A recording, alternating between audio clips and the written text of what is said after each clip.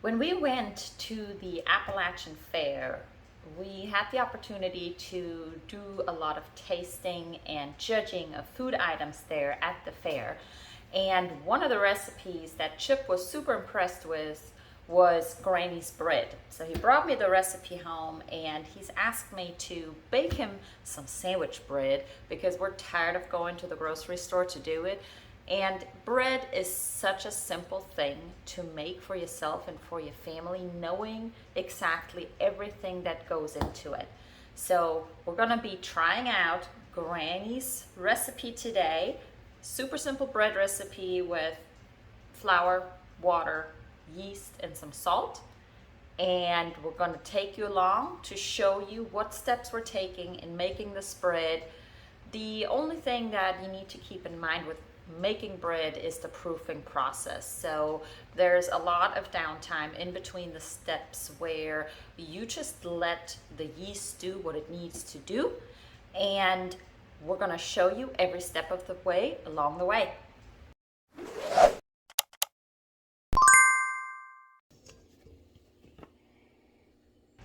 As a first step when baking bread, you're combining some warm water, sugar, and some yeast, and let it proof. And then this is how it looks like, and this is what's going to give you bread its rise and its fluffiness, and it's got a sour smell to it.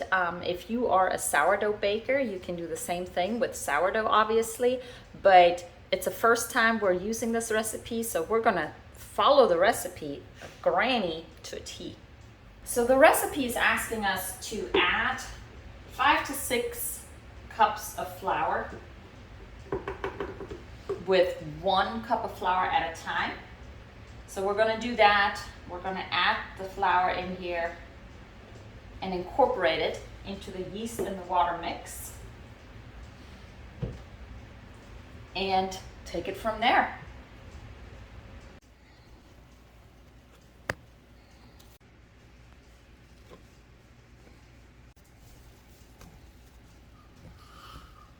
We're using Redmond salt for all of our baking just because there's lots of minerals and nutrients in the salt that you don't find in the regular store-bought salt, and we like the taste of it. So you can see the batter is getting thicker. We got about 3 to 4 more cups to add in here. So I added the salt now in order to incorporate it as well as possible, because you need the salt to get this chemical reaction that you want for your bread and add some taste to it. Add some olive oil.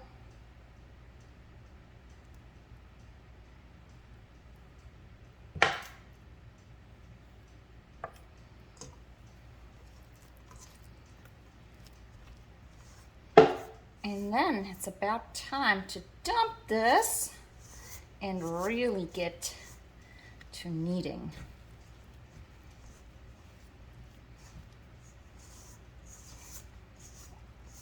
Now my grandma used to not even use a bowl and just dump it all on a board or on the table and incorporate everything there with the bread.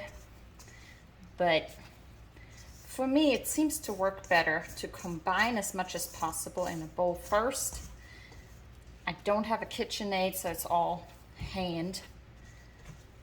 And then do the last step with the last step of incorporation from there.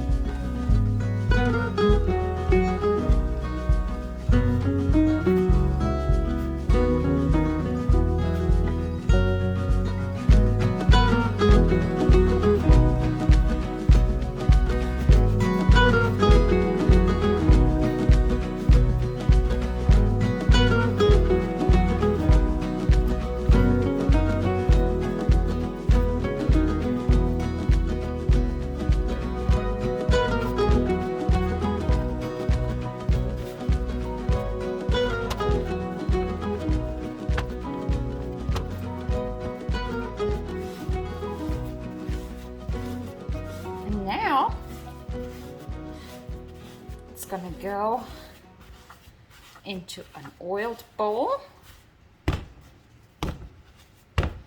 And we are going to proof it until it's about twice that size.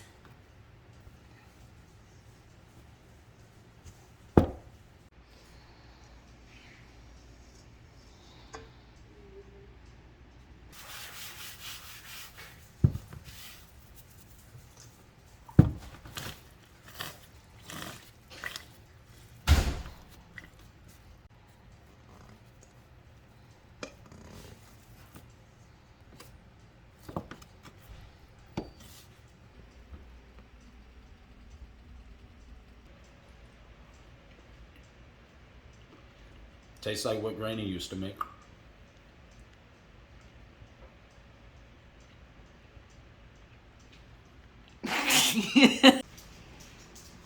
How is it?